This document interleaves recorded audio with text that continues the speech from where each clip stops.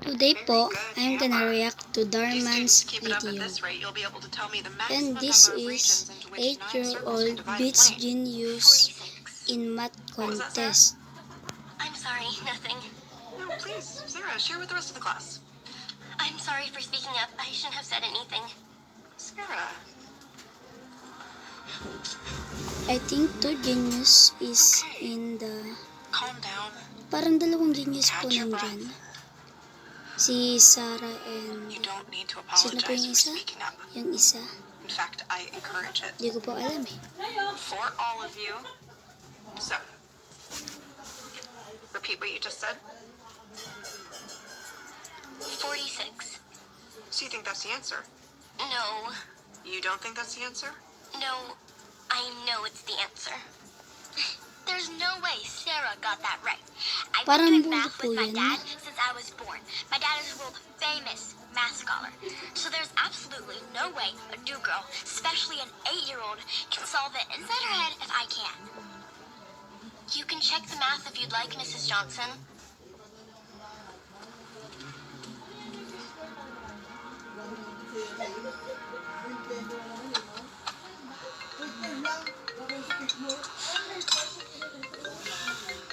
Hello, client.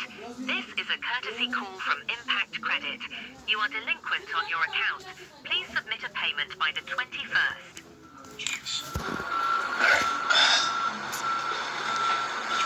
Where are you off to?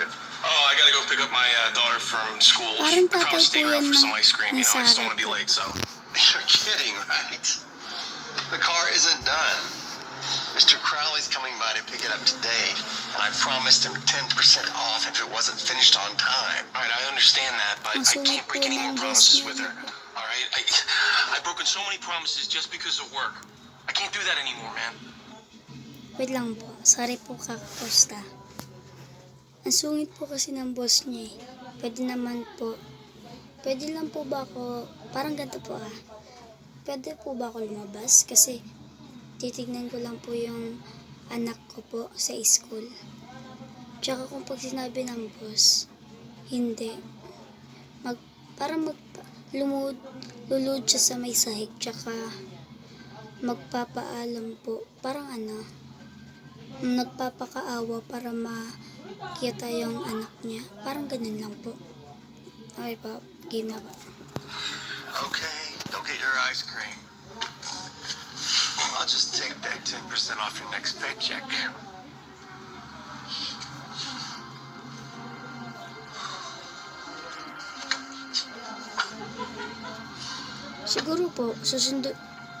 Siguro po, susunduin niya po ata yung anak niya.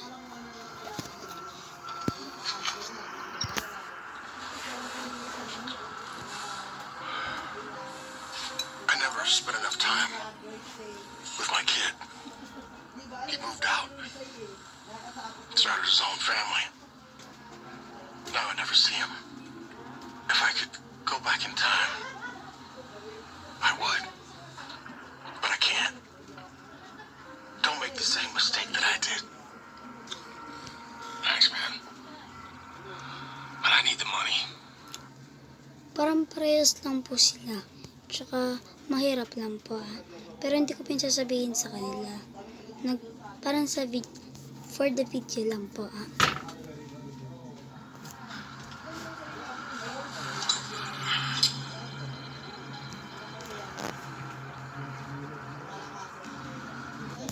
Tsaka po, pwede po paki-subscribe rin po kay Darman. In 3 seconds. 10 seconds. 10, 9, 8, 7, 6, 5, 4, 3, 2, 1. Okay na po ah. Game na pa. Therefore, 9 circles can divide into a plane 46 times. So, wow. Talino You're po niya na. absolutely right, Sarah. She just got lucky. I knew you were smart. since you skipped a few grades, but I didn't realize you were this smart. Have you ever considered taking the advanced classes with the gifted kids? At parang ito po yung bully po sa school nila. Kasi po yung tatay niya po ata magaling po sa math. Jealous lang po siya dahil sa may isang sa isang babae yung genius, yung 8 years old. Yung ito po. Okay, moving on. Ayan po. Hey, Sarah. So, what's up with you and math? You some kind of genius or something? I've just always been good with numbers. Your parents would love that. Being good at math and stuff. Are they coming to pick you up? My dad is. We're getting ice cream. That's me. Wait. Wait lang po. Parang hindi po siya susunduin ng tatay niya. Kasi po galit po kasi palagi yung boss niya. Hindi po siya makalabas sa trabaho niya. Konti-konti lang po nakikita niya yung niya po, anak niya. Do you want to have lunch together tomorrow? I'm not sure we'd have much to talk about. You're way too smart for me. And you're a little young. You should sit with people in the 3rd grade. Kids your age. 3rd graders don't want to sit with me either. Aw, what's the matter? No one coming to pick you up? How sad. Oh, here comes my dad. In his Porsche. Also, if you think you're so smart, you should come to one of my dad's lectures, and then you can see what a real math genius is like.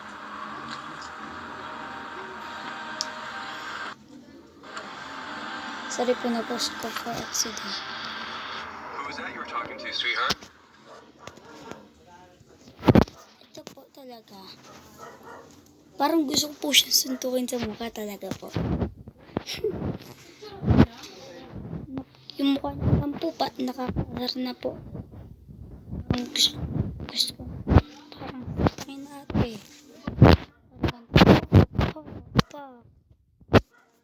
Parang ganun po. Just some new girl in my class. Bully ko lang po. That girl looks like she's 8 years old.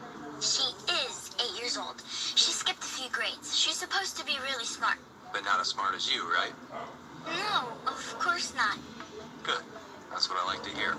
You're the top of your class, and that's how it's going to stay, right? Right. Why don't the two of you have a little competition?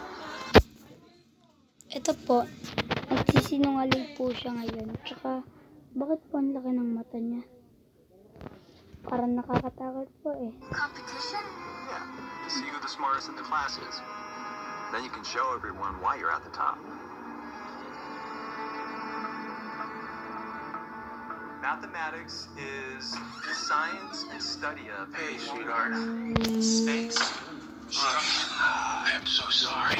Late na po I siya couldn't na pick you up from nakauwi. school. I just couldn't get out of work, you know? Siguro It's po, okay. I siguro po understand. naglakad It's a na lang good po thing we ito. don't live too far away from school, right?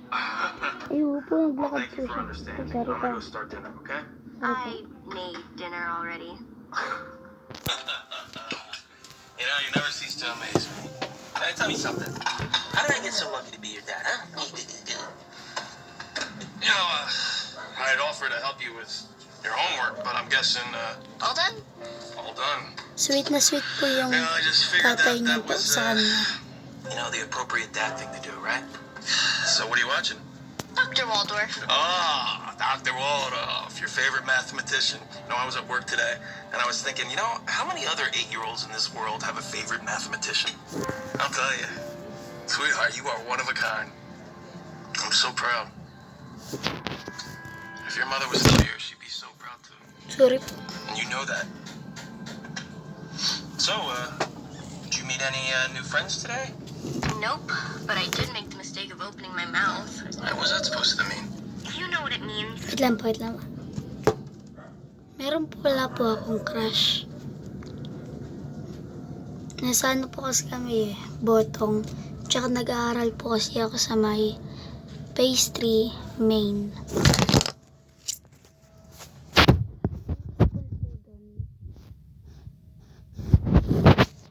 Nasa Tolentino po siya. Tsaka, wait lang po ah. Isa rin po nagka-ads doon. Forget about this. Alright? Hindi na po. So, do you learn anything Nagsisimula else? pala po sa may A. Tsaka B. Hello, Sarah. I've got a fun activity planned today. We are going to have you and Amber compete in a little math bowl. She suggested it. Oh, okay. What's the fun activity? It is the fun activity. It'll be great. It's just a friendly game and it won't affect your grade or anything like that. Just calm down. Everything's going to be fine. Don't stress. Just have fun. Go put your stuff down. Nag-cheat po yan oh. Yung ito. Yung ito po nag-cheat po to. Yung ayan. Nag-cheat po siya. Are you two ready? The first question is, round 7,594 to the nearest 10. 7,590. Very good, Amber.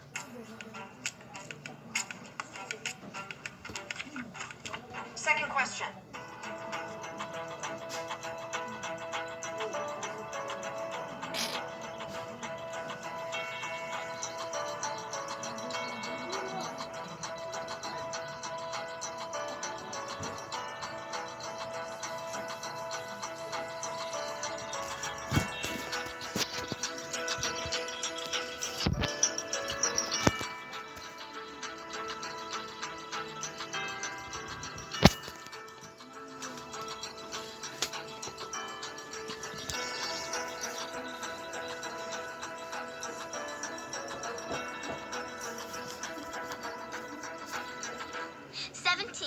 That's correct. You guys are tied again. Gosh, I'm gonna have to start making these harder. Like, make you multiply the answer by 25 and add 236 or something crazy. 661. What was that? The answer. If you multiply 17 by 25 and add 236. That's correct. Forget these notes. I'm gonna ask you problems off the top of my head. 7,818.39. That's correct. X equals 1,397.96. Correct again. 160,283.32. Wow. Ang talino po Correct talaga na. again. Sarah, you're a genius. I think it goes without saying. Sarah is the winner. Woo! Pakipalakpakan nga po. Yeah, manood na po.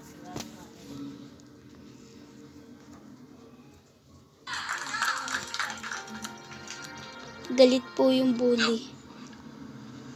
That'll work. Thanks. Sorry, Mrs. Johnson. How can I help you? Principal Jennings, you know my student Sarah? The bright one. The one who skipped a few grades. Is she having trouble? On the contrary, she is extraordinarily intelligent. She's certainly gifted, and I'm wondering why she isn't in more advanced classes. I'm not sure. Have you spoken to her father? Not since he enrolled. He seems to be very busy. Always working. There have been a couple of matters I wanted to discuss with him, but his schedule never seems to permit it.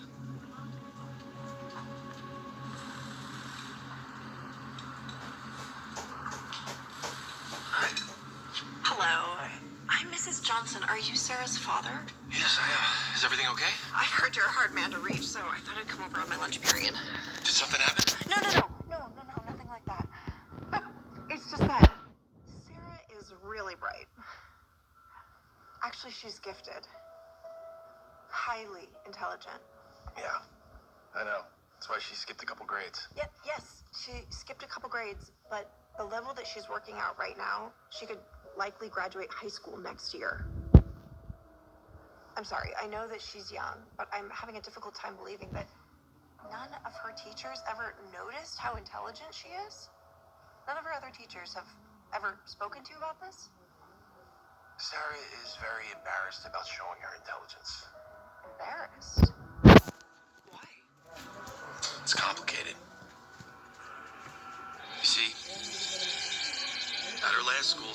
smartest kid in her class.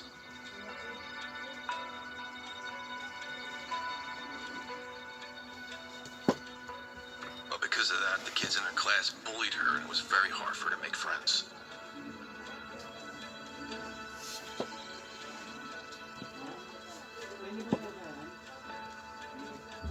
And it got worse when she skipped grades a few months later. All the kids were older, and she had more trouble fitting in. Eventually, it got so bad, we transferred her to your school. But from what I'm hearing, things aren't any better. So you see, I mean, she's a good kid, but she's always getting picked on. That's why she's afraid to participate in class. She's worried about what people think. Ganun pala po pala siya. Nakakalungkot po tong story na po ito na. At least po matalino rin po yung anak niya. Pero nabubuli rin po siya eh. Ano po kaya gagawin ng teacher kaya yung magulang nila? Tignan natin. She doesn't have any friends, and that's been really hard on her. Wow, poor kid. I can imagine how tough that must be on her. But she can't let any of this hold herself back. There will always be bullies. Sarah has to get herself into a real gifted program. That's what I've been trying to tell her, but she won't listen. She sees being smart as a bad thing. She doesn't talk to anyone but me. Maybe if she had like a friend that could make her feel comfortable, you know? Have you ever considered that you might be that friend?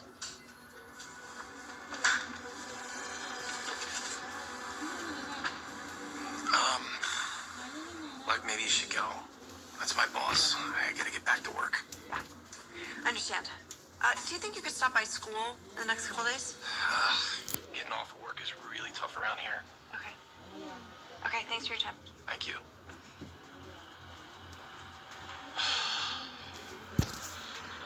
And I'm gonna be Kat. I'm definitely giving a cheerleader. Why don't you find some people your own age to sit with?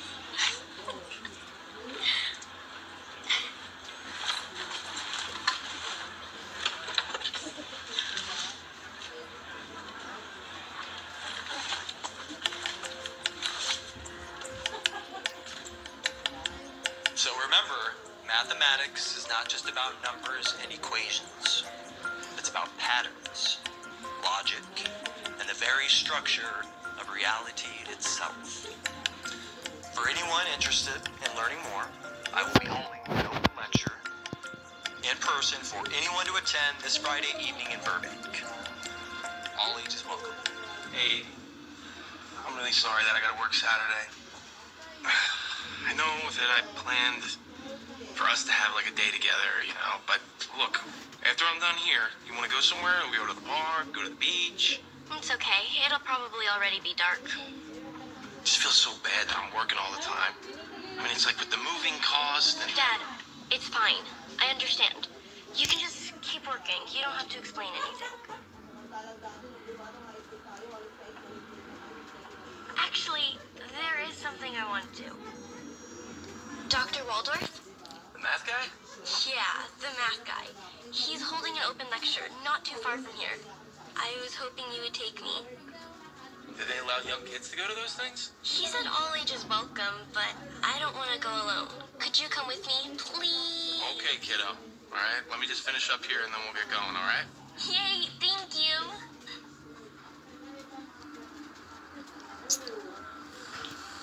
Hey, man. Mr. Mitchell's dropping his car off in about 20 minutes. So, he always likes to have a quick turnaround, you know. I'll need you to stick around a little longer. But I can't. I'm taking my daughter somewhere. Kapag nag-20 minutes, Well, go drop her off and come mag-stop right na back. po tayo. Part 2 na But lang. this is a big deal, you Kasi know, Mr. mag-down Mitchell po kayo is. kay Darman para full I movie. mean, Kasi po dito, matagal pa po ito. yeah. Tsaka po, pwede po Okay, how about this? I subscribe drop you off, I tayo. come back here, I finish up work, and then I'll... Pwede po subscribe po kay Faltin and Arky and Doodle and Ohms Roblox or Ohms. Ay po yung mga favorite kong YouTuber. Doon po ako natuto mag-YouTube. Kaya nga po, doon na lang po kayo. Be with you right before the end of the lecture. Huh? I promise you.